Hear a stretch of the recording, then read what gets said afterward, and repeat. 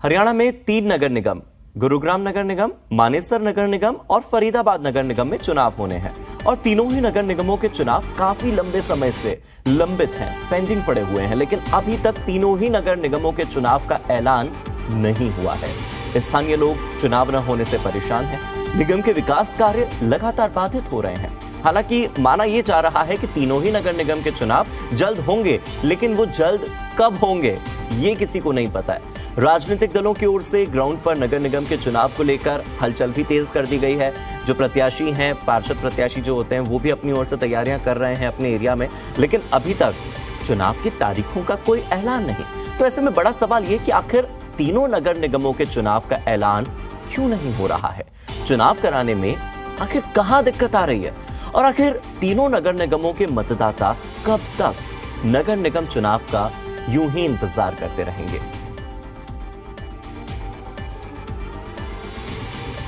तो इस तरह के कई बड़े सवाल खड़े हो रहे हैं कि क्या वार्ड बंदी चुनाव कराने में देरी का कारण बन रही है? नगर निगम चुनाव में देरी क्यों हो रही है? तीनों नगर निगमों में चुनाव कब होंगे? तो क्यों, कैसे, कब? ये वो सवाल हैं जो लगातार बने हुए हैं। देखिए, गुरुग्राम नगर निगम का कार्यकाल नवंबर 2022 में पूरा हो चुका है। हम आपको गुरुग्राम नगर निगम के बारे में बता रहे हैं। नवंबर 2022 नगर निगम के लिए ये तीसरी बार चुनाव होंगे। आप देखिए, नवंबर से लेकर अब मार्च का महीना चल रहा है, वो भी खत्म होने को है और आप मानकर चलिए कि ये 4 महीने बीत चुके हैं और नगर निगम के चुनाव नहीं हुए हैं। गुरुग्राम नगर निगम में कुल मिलाकर 40 वार्ड्स आते हैं। 40 वार्ड यानी कि 40 पार्षद। पूरे गुरुग्राम नगर निगम को 40 हिस्सों में बांटा गया है। पहले गुरुग्राम नगर निगम में केवल 35 वार्ड्स थे, लेकिन दोबारा जब परिसीमन हुआ तो अब 40 वार्ड्स कर दिए गए हैं गुरुग्राम नगर निगम में।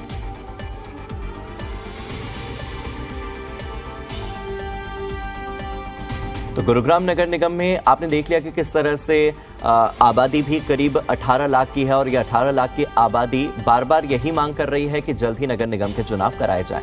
गुरुग्राम से मेरे सहयोगी देवेंद्र भारद्वाज जुड़ चुके हैं और बल्लभगढ़ से अमित चौधरी। देवेंद्र, पहले आपके पास आना चाहूंगा, चूंकि हमने गुरुग्राम की आबादी बताई कि 18 लाख लोग आते हैं इस नगर निगम के अंतर्गत और हर कोई छोटी छोटी परेशानियों को झेल रहा है। रिपोर्ट किया था कि किस तरह से पीने के पानी तक की समस्या है। हम बड़ी बड़ी बातें करते हैं, साइबर सिटी, ग्लोबल सिटी, और ऐसी जगह पर अगर छोटी मोटी समस्याएं आती है और उसका कारण अगर ये कि नगर निगम के चुनाव नहीं हो पा रहे हैं, तो कैसे देखेंगे आप इसको?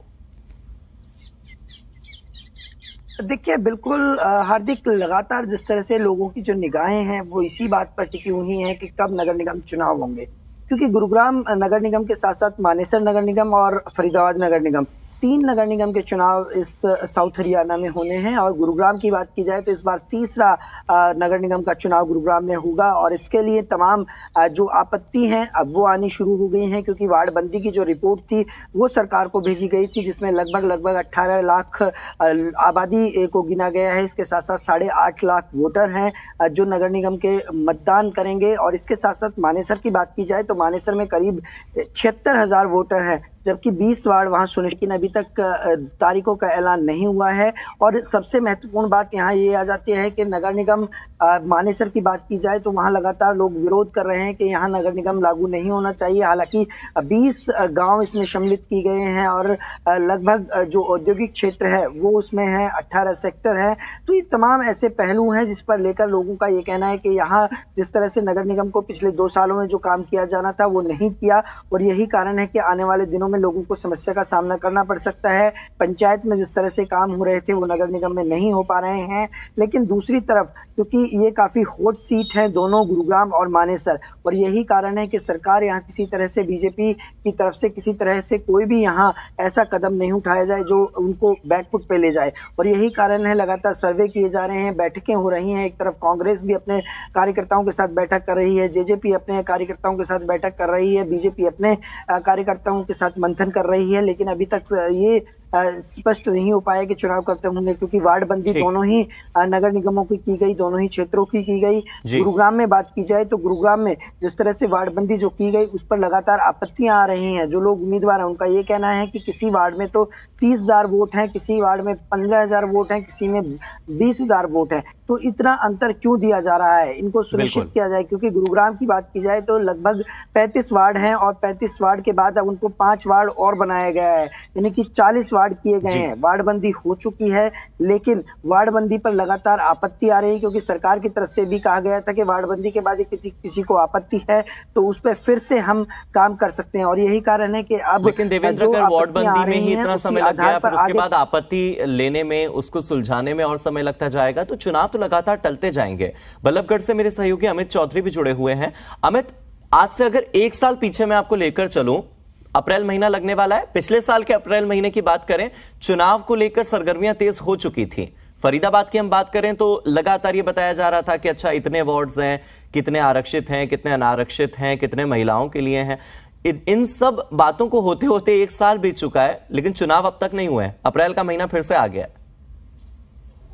जी बिल्कुल, देखिए मैं आपको बता दूं, फरीदाबाद नगर निगम पिछले चुनाव जो होने थे 8 जनवरी 2017 को ये होने थे, और निगम सदन का कार्यकाल पिछले वर्ष फरवरी यानी कि 2022 तक था। इसके बाद सदन का अस्तित्व खत्म होने से सारी शक्तियां नगर निगम आयुक्त के पास आ गई, यानी कि फरवरी से और आज मार्च 2023 13 महीने हो चुके हैं, लेकिन अभी तक चुनाव की दूर दूर तक कहीं दिखाई नहीं दे रहा। तब से अब तक पुराने पार्षद और नए पार्षद बनने के जो इच्छुक उम्मीदवार हैं चुनाव का लगातार इंतजार कर रहे हैं, और कहीं ना कहीं यह लगातार लटकते हुए चुनाव उम्मीदवारों की जेब पर भी भारी पड़ रहे हैं।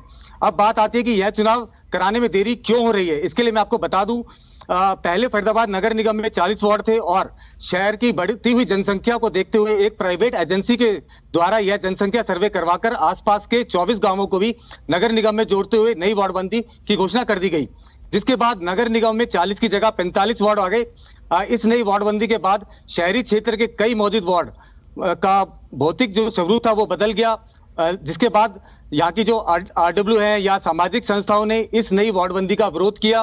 खैर, नई वार्डबंदी के आधार पर चुनाव लड़ने के इच्छुक लोगों ने अपनी तैयारी भी शुरू कर दी, लेकिन तभी शहर के विधायक नीरज शर्मा और एक आरटीआई एक्टिविस्ट राम सिंह ने वार्डबंदी को लेकर गड़बड़ के बारे में आरटीआई लगाई, जिसके माध्यम से जानकारी लेते हुए राज्य चुनाव आयोग में शिकायत दर्ज करा दी, जिसमें उन्होंने कहा कि जो वार्डबंदी हुई है वह गलत तरीके से की गई है और उसे फर्जी बताया था उन्होंने, और उसके लिए कुछ तथ्य भी वहां पर रखे गए थे। इसके बाद मैं आपको बता दूं, जिला प्रशासन की तरफ से जांच के आदेश आए थे, लेकिन राजनीतिक दबाव के कारण जांच को दबा दिया गया।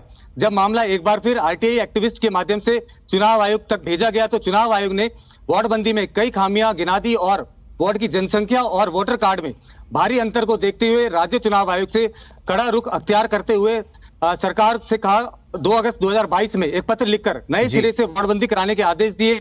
साथ ही आधार कार्ड के साथ परिवार पहचान पत्र को जुड़ने का काम भी शुरू करा दिया गया, जिसके कारण एक बार फिर चुनाव टल गए, और अभी तक शहर के कई नेता, मंत्री, सांसद यह नहीं बता पा रहे कि आखिर नगर निगम के यह चुनाव कब तक होंगे।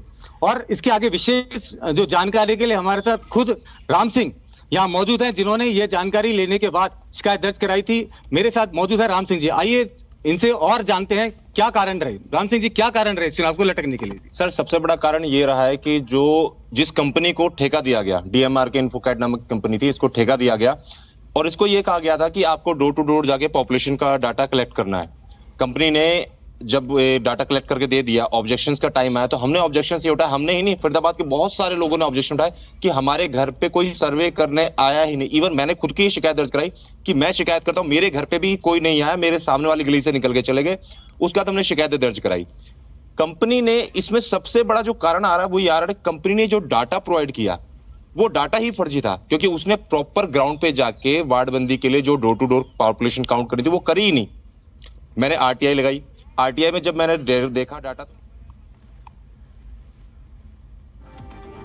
माफी के साथ आपको रोकना चाहूंगा, बीजेपी के प्रवक्ता विधु रावल जी जुड़ गए हैं मेरे साथ। विधु जी, बहुत बहुत शुक्रिया हमारे साथ जुड़ने के लिए।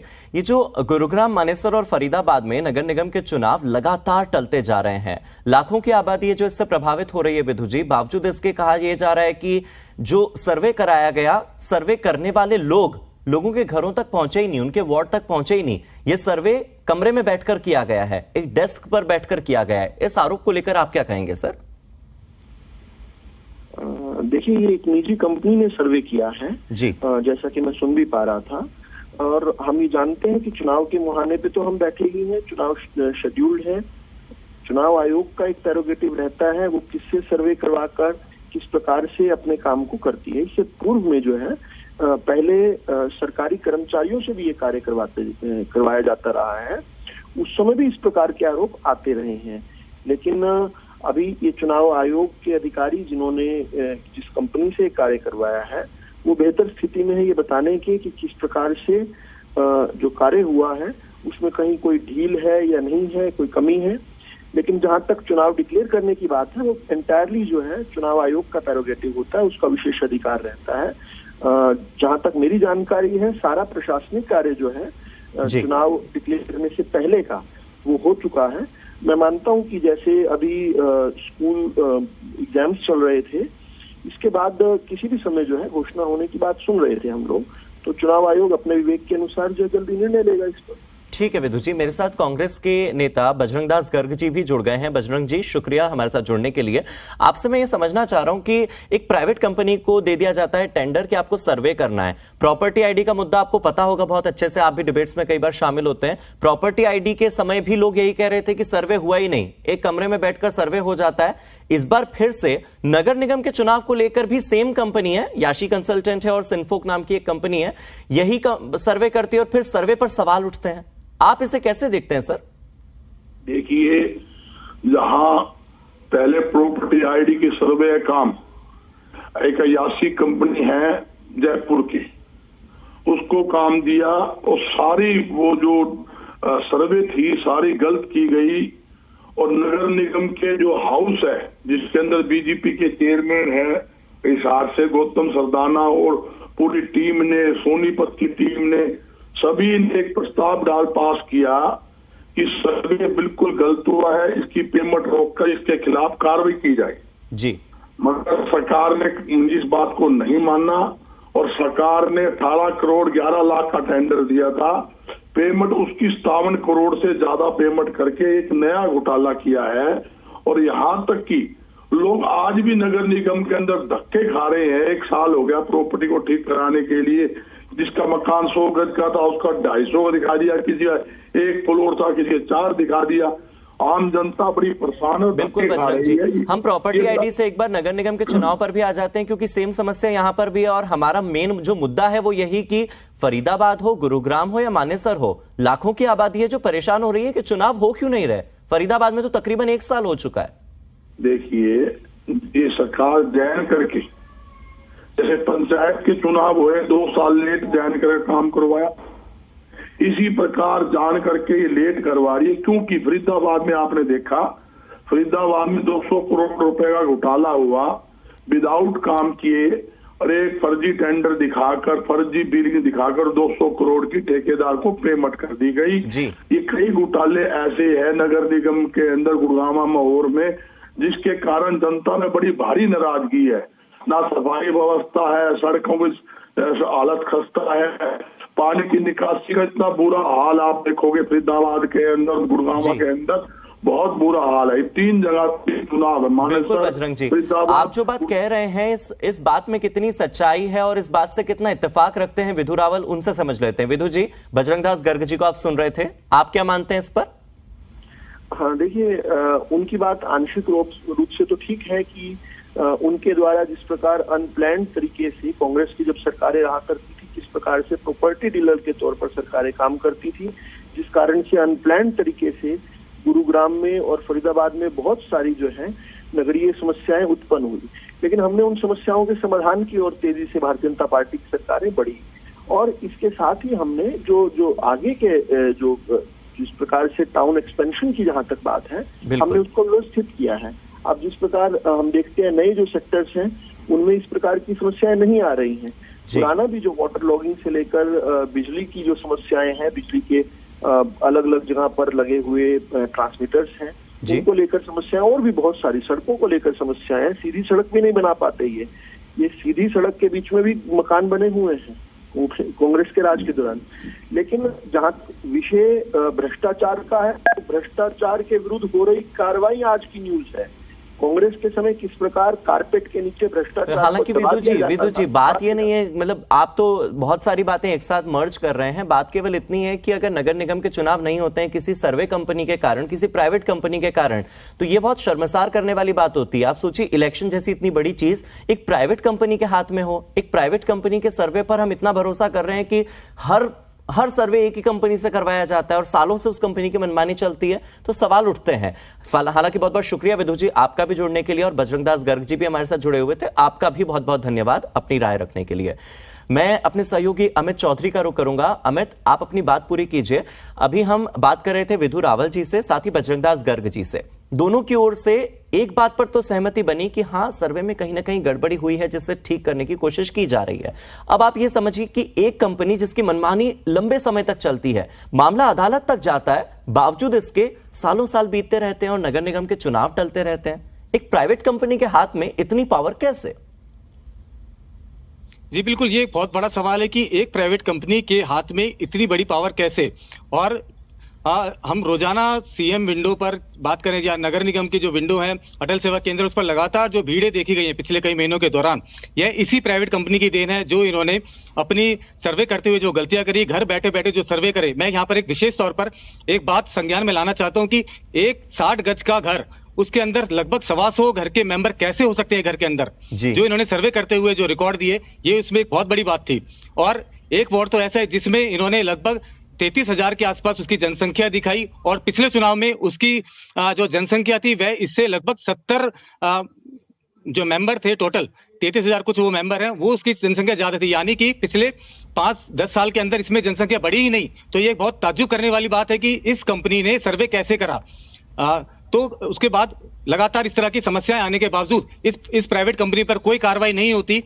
तो ये एक बहुत बड़ा सवाल है प्रशासन पर भी, और कहीं ना कहीं सरकार पर भी ये सवाल है कि क्या कारण है इसको बार बार ये ठेके दे जा रहे हैं और बार बार गलतियां ये करी जा रही है, उसके बावजूद इस कंपनी पर कार्रवाई नहीं होती, और इसको ब्लैकलिस्ट करने के बाद भी इसको फिर से ये काम दे दिया जाता है सर्वे करने का। तो बिल्कुल। अमित मेरे साथ देवेंद्र जुड़े हुए हैं। देवेंद्र, आपने भी सुना अमित को, कितनी हास्यास्पद बात है, सुनकर ही हंसी आएगी कि एक छोटे से घर में 125 लोगों को एडजस्ट करने का दावा ये सर्वे करता है, बावजूद इसके सर्वे पर भरोसा किया जाता है और इस आधार पर चुनाव कराने की बात होती है। अब मैं ये नहीं समझ पाता कि सिन्फोक नामक कंपनी को टेंडर दे दिया जाता है और बार बार ये याशी कंसल्टेंट कंपनी को इसमें जोड़ दिया जाता है। राजनीतिक तौर पर इस कंपनी पर कई तरह के आरोप हैं, बावजूद इसके बार बार ये कंपनी सालों से अपनी मनमानी करती आ रही है, अपने मन से सर्वे करके भेज देती है, और हरियाणा की जनता इतना सफर करती है प्रॉपर्टी आईडी से लेकर इन तीनों जगहों के नगर निगम चुनाव तक। देखिए, दो चीजें हैं यहाँ पर हार्दिक, मैं आपसे बताऊं तो जिस तरह से लगातार जो आरोप प्रत्यारोप लग रहे हैं, कांग्रेस की तरफ से आरोप लगाए जा रहे हैं कि राजनीतिक रसूख के कारण इन कंपनियों को ठेका दिया जाता है। लेकिन टेक्निकली तौर पर देखें, क्योंकि जिला प्रशासन की तरफ से ये कहा जा रहा है कि जो इस कंपनी ने सर्वे किया, तो उस बड़े स्तर पर जो सर्वे हुआ, यदि उस सर्वे में अब जो गलतियां हैं उनको ठीक किया जा सकता है, लेकिन दोबारा से सर्वे कराना बड़ा मुश्किल है और उसके लिए एक लंबा समय चाहिए। तो ये भी एक कारण है कि इस कंपनी पर बार बार यही भरोसा किया जाता है। लेकिन फिलहाल जिला प्रशासन की तरफ से गुरुग्राम की बात की जाए तो इस पूरे मामले में अब जिला उपायुक्त ने एक टीम गठित की है, नगर निगम के अधिकारी उसमें शामिल हैं, एडमिनिस्ट्रेशन के अधिकारी उसमें शामिल हैं। तो इन सभी अधिकारियों के मार्फत ये कोशिश की जा रही है। इसके अलावा कुछ ऐसे सदस्य शामिल किए गए हैं जो पार्षद रह चुके हैं या पार्षद हैं, तो उन तमाम लोगों के साथ अब इस सर्वे को एक बार फिर से मंथन किया जा रहा है, जो गलतियां हैं उनको ठीक किया जाए। देवेंद्र, आप आम जनता के बारे में तो सोचिए कि आम जनता तो न नदी के इस पार न नदी के उस पार, फिर से सर्वे करवाएं तो भी चुनाव लेट। चुनाव लेट तो तब भी हो रहे हैं जब सर्वे हो ही नहीं रहा है और गलत सर्वे के माध्यम से चुनाव कराए जा रहे हैं। तो कुल मिलाकर जनता तो सफर करती है, बिजली से लेकर पानी तक, सड़क से लेकर अपने घर के आसपास की चीजों तक, छोटी छोटी समस्याओं के लिए, कूड़े कचरे के लिए अगर जनता को सफर करना पड़ता है और नगर निगम के चुनाव नहीं होते हैं, तो ये बहुत दिक्कत की बात है। इस पर संज्ञान लेना बहुत जरूरी है। शुक्रिया अमित आपका भी, और बहुत बहुत धन्यवाद देवेंद्र आपका भी।